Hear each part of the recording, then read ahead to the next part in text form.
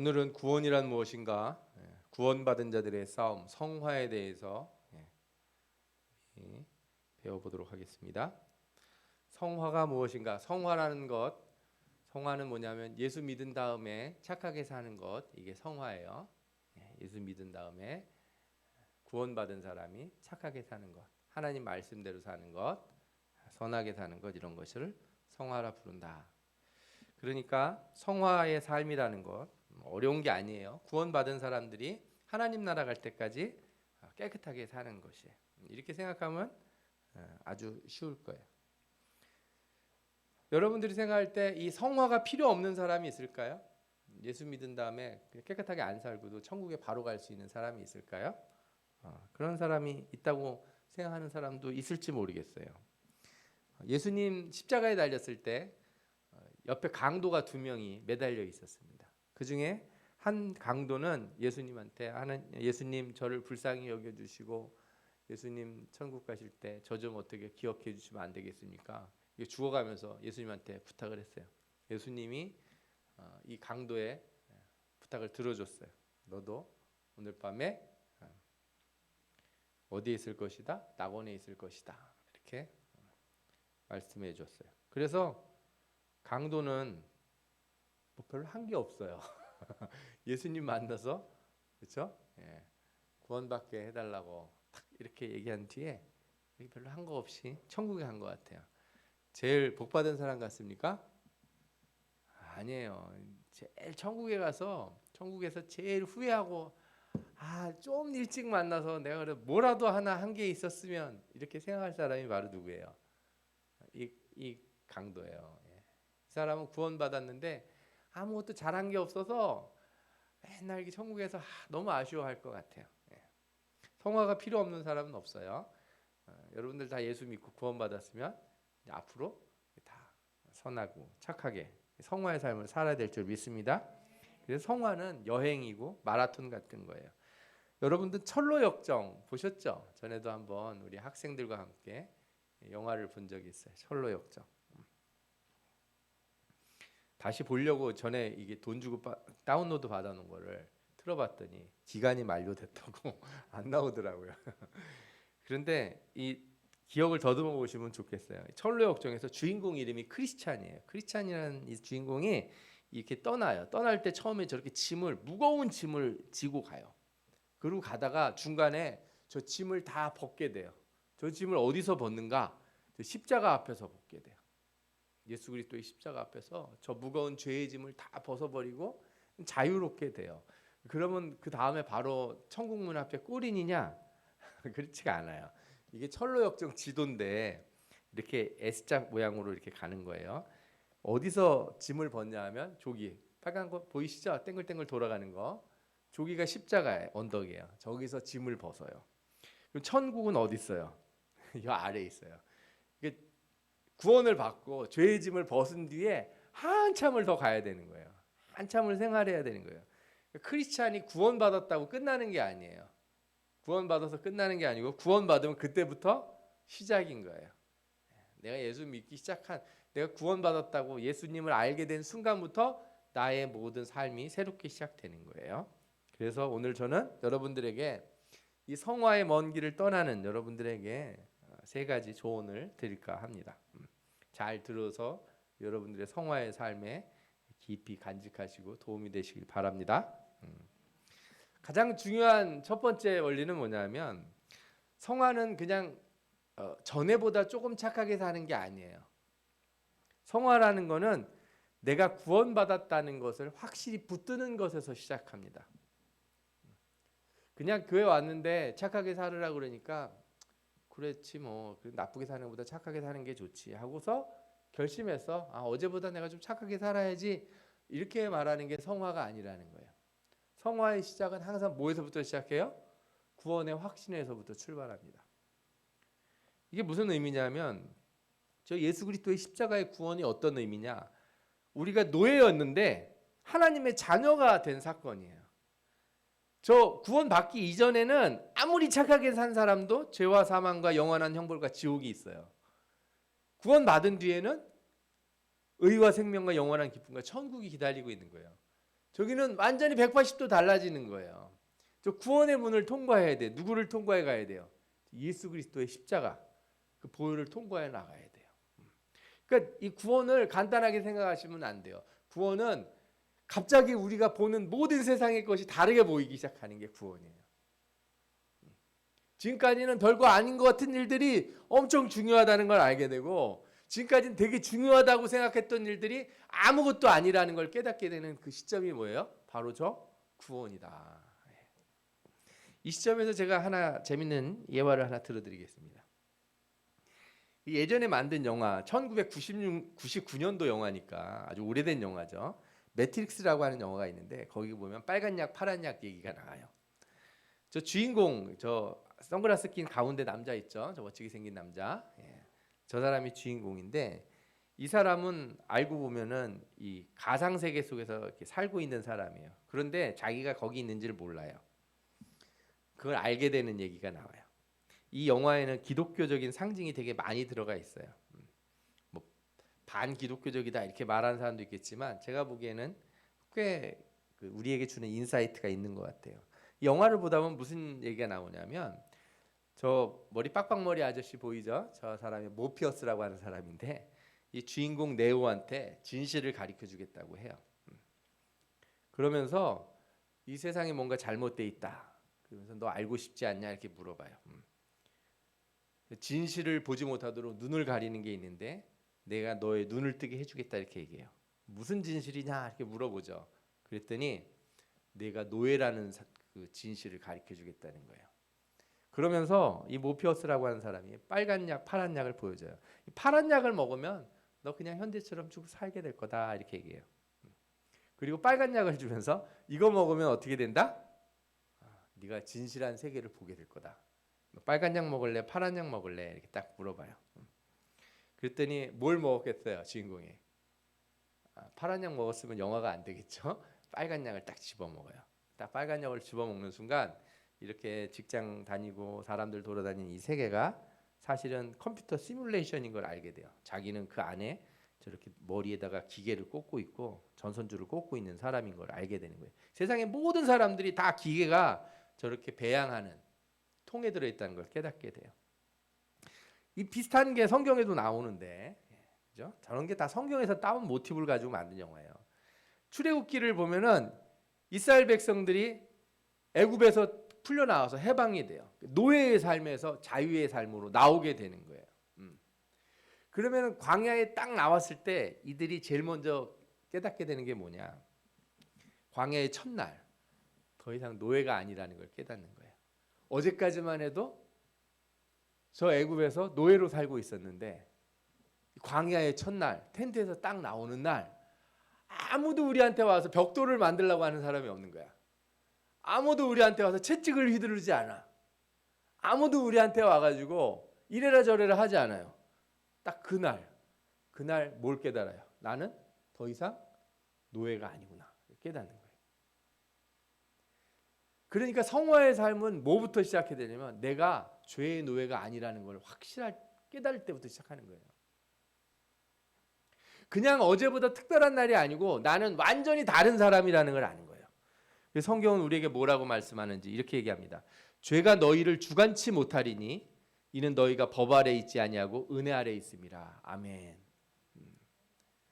여러분들 이 말씀이 얼마나 중요한지 다시 한번 깊이 읽어보시기 바랍니다. 같이 읽어보겠습니다. 시작. 죄가 너희를 주관치 못하리니 이는 너희가 법 아래 있지 아니하고 은혜 아래 있음이라. 그러니까 죄가 나를 주관하지 못한다는 거예요. 죄는 여러분들을 앞으로는 절대로 다시 옛날로 끌어가지 못한다. 응? 권한이 없어, 권한이. 죄는 여러분들을 옛날로 데려갈 힘이 없는 거예요. 그러니까 죄가 여러분들을 옛날로 끌어가려고 그러면 그건 다 뭐예요? 그건 거짓말인 거예요. 권한이 없는데 거짓말한 거라고. 거짓말한 거. 그래서 죄에 끌려가는 사람은 죄에 끌려가는 진짜 불쌍한 거예요. 왜? 거짓에 속으니까. 나는 구원받았는데 나는 자꾸 옛날로 자꾸 돌아가게 돼요. 나는 옛날에 하던 게 그렇게 좋아. 그 거짓말이에요. 거짓말. 그 성화의 시작은 무슨 결심이나 의지부터 시작하는 게 아니고 내가 구원받았다는 확신에서부터 시작하는 겁니다. 아멘. 여러분들 그래서 날마다 하나님의 자녀됨을 새롭게 인식하시기 바랍니다. 저 굳건한 저 표정 있지 않습니까? 여러분들에게 저 굳건한 표정이 탁 이렇게 맺혀지기를 축원합니다. 아멘. 두 번째 여러분들에게 성화를 하는 삶을 살기를 원하는 여러분들에게 드릴 수 있는 두 번째 조언이 뭐냐면 성화는 되돌아갈 수 없는 사람이 살아야 되는 길이라는 거예요. 구원의 약속은 되돌릴 수가 없어요. 내가 엉망으로 산다고 구원이 물러지는 게 아니에요. 내가 멋대로 산다고 내가 다시 죄를 짓는다고 구원이 취소되는 게 아니라는 거예요. 그러니까 방법은 뭐밖에 없어요. 성화밖에 없는 거예요. 성화는 그래서 선택이 아니에요.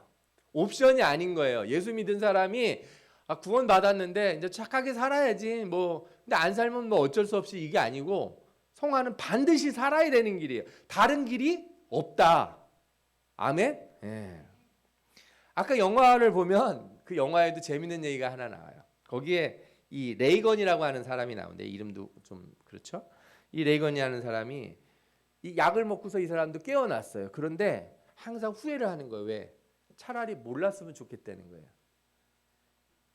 차라리 몰랐으면 좋겠다. 나는 그냥 그 기계 속에 살았으면 좋겠다. 이렇게 생각을 하는 후회를 하는 거예요.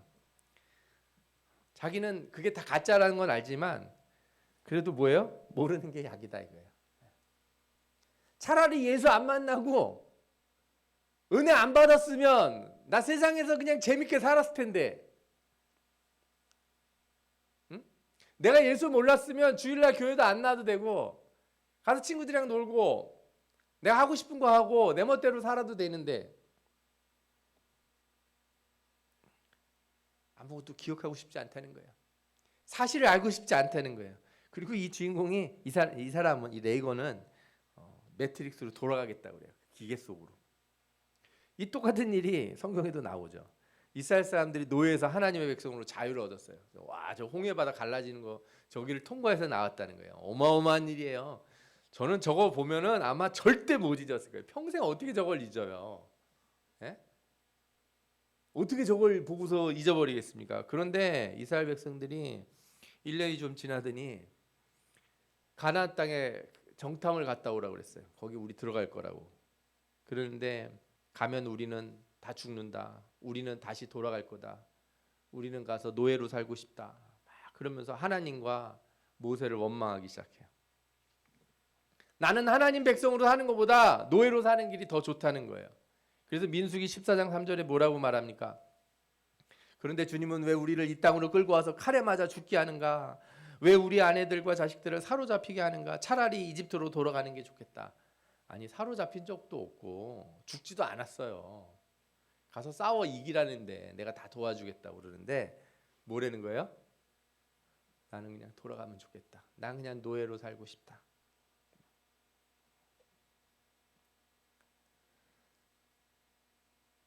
왜 하나님을 만난 사람들이 다시 타락할까? 왜 그렇게 놀라운 신앙의 체험들을 가진 사람들이 그렇게 신앙이 쉽게 무너지는가? 그렇게 세상에서 사는 게 좋았나?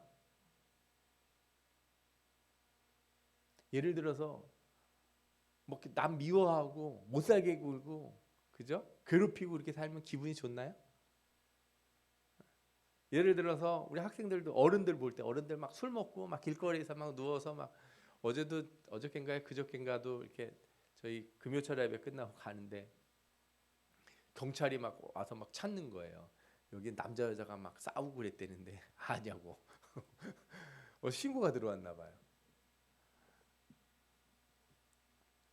그런 거 보면은 그렇게 살고 싶을까요? 아니 예수도 모르고 안 믿는 사람이면 그렇다 치든 뭐 그런 거 그 사람들도 그렇게 살면 안 되죠. 예, 그렇지 않은데 왜 예수 믿는 사람들이 다시 그런 생활로 돌아가고 싶어 할까? 저는 그런 사람들을 이렇게 질책하고 뭐라고 그러고 싶은 마음이 없고 먼저 이거부터 가르쳐 주고 싶어요. 여러분들은 그냥 구원받은 게 아니에요. 성경에 보면은 저 이스라엘 백성들이 애굽 땅을 나올 때 어린 양을 죽여요. 양을 죽여서 그 피를 발라요. 날 대신해서 누가 죽은 거예요? 양이 죽은 거예요. 그게 뭘 상징하냐면 예수님이 누굴 위해 대신 죽었어요? 나를 위해. 우리가 저 죄인된 자리에서 하나님의 자리로, 그죠? 하나님의 백성, 하나님의 나라 이 자리로 올 때 누구를 반드시 거쳐와야 돼요? 저 십자가, 저 예수님의 십자가를 지나와야 되는 거예요. 십자가에 달리신 예수 그리스도를 지나온 사람은 다시 되돌아갈 수 없어요. 절대 못 돌아가요. 다시 저 십자가를 밟고 지나가고 싶습니까? 다시 가서 못 받고 다시 가고 싶어요? 예수님 다시 칼 찌르고 다시 옛날로 돌아가고 싶냐고요? 그럴 수 없고 그렇게 허용되지도 않습니다. 그러니까 성화를 선택이라고 생각하지 마세요. 되돌아갈 길이 없어요. 우리는 다시 죄인의 자리로 갈 길이 없어요. 못 가요. 아멘. 못 간다고요. 절대 못 가니까 가려고 그러지 말아요. 제발 부탁이니까. 그래서 구원받은 자들은 항상 죄의 문제에 부닥쳤을 때 누굴 생각해야 돼요? 예수 그리스도를 생각해야 돼요. 같이 읽어보겠습니다. 믿음의 주여 또 온전하게 하시는 이인 예수를 바라보자. 그는 그 앞에 있는 기쁨을 위하여 십자가를 참으사 부끄러움을 개의치 아니하시더니 하나님 보좌 우편에 앉으셨느니라. 너희가 피곤하여 낙심하지 않기 위하여 죄인들이 이같이 자기에게 거역한 일을 참으신 일을 생각하라. 저 십자가에 달려서 우리를 생각하며 참았던 그분을 생각하라는 거예요.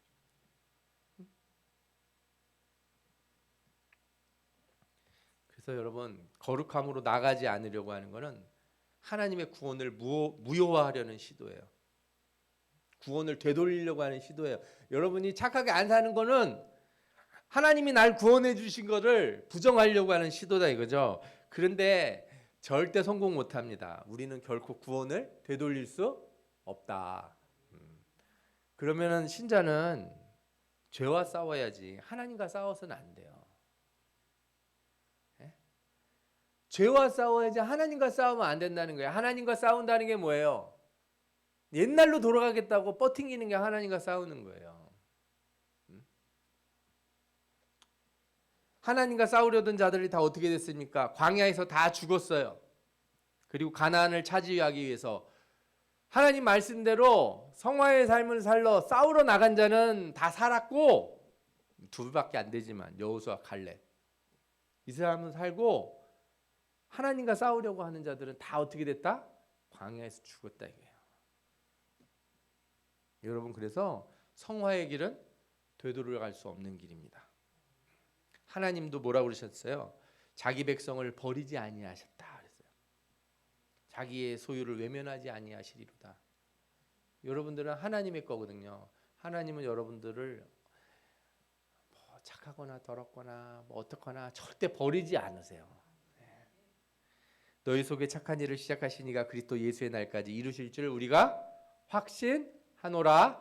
아멘. 하나님이 시작하셨기 때문에 반드시 이루실 줄 믿습니다.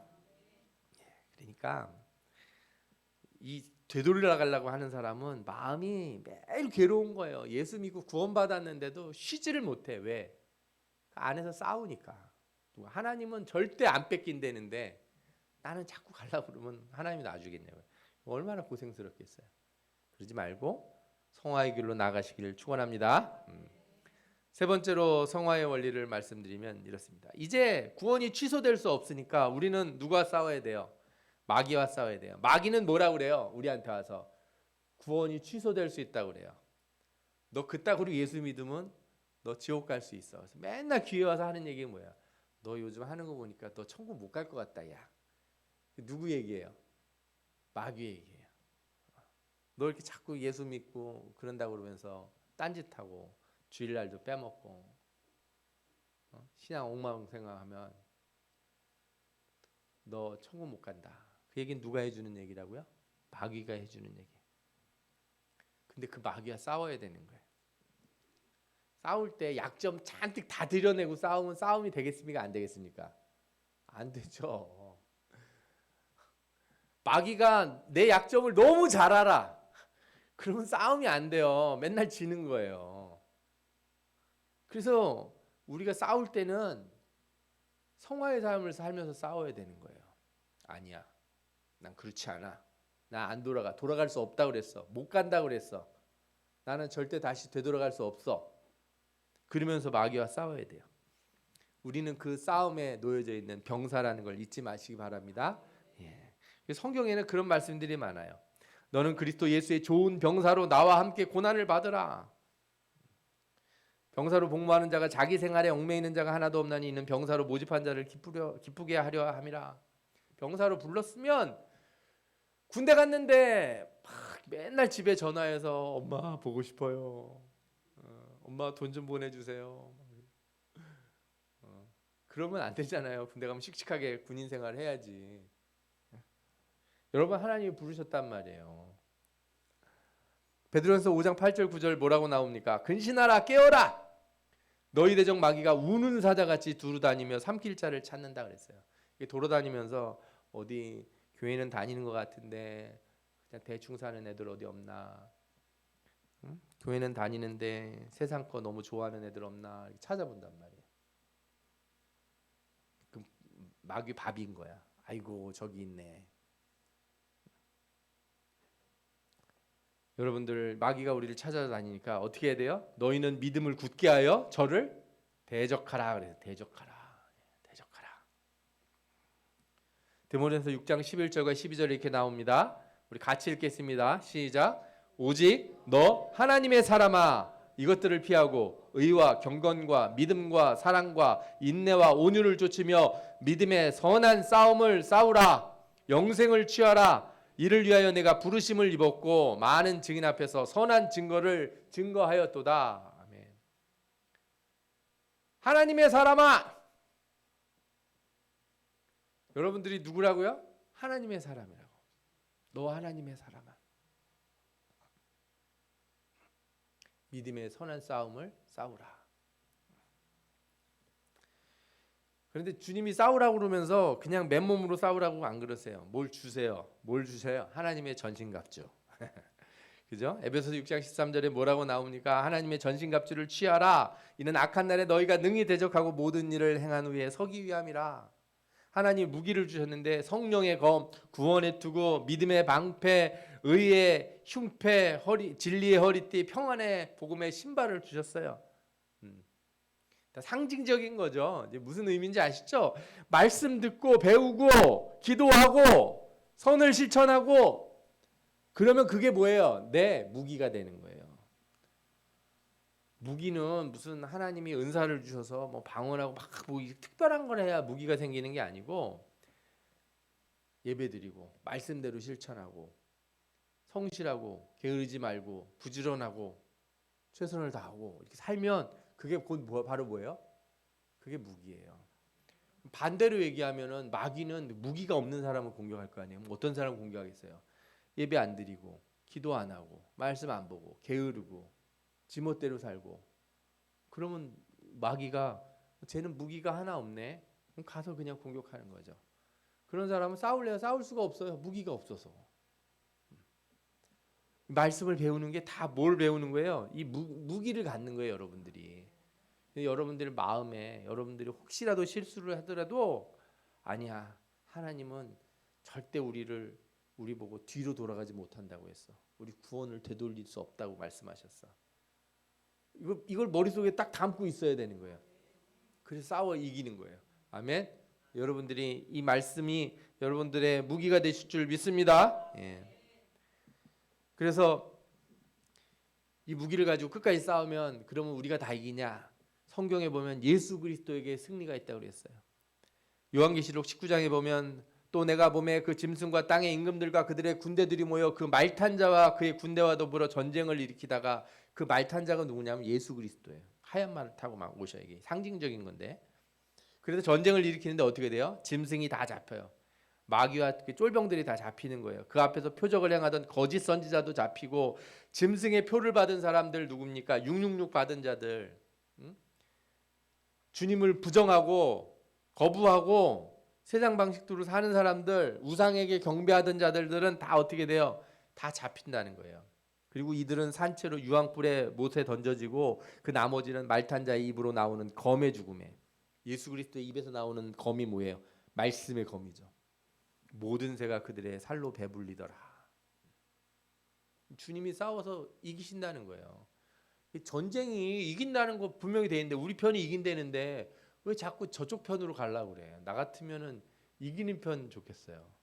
우리 학생들도 뭐 이렇게 하면 이기는 편 우리 편 이런 말 하잖아요.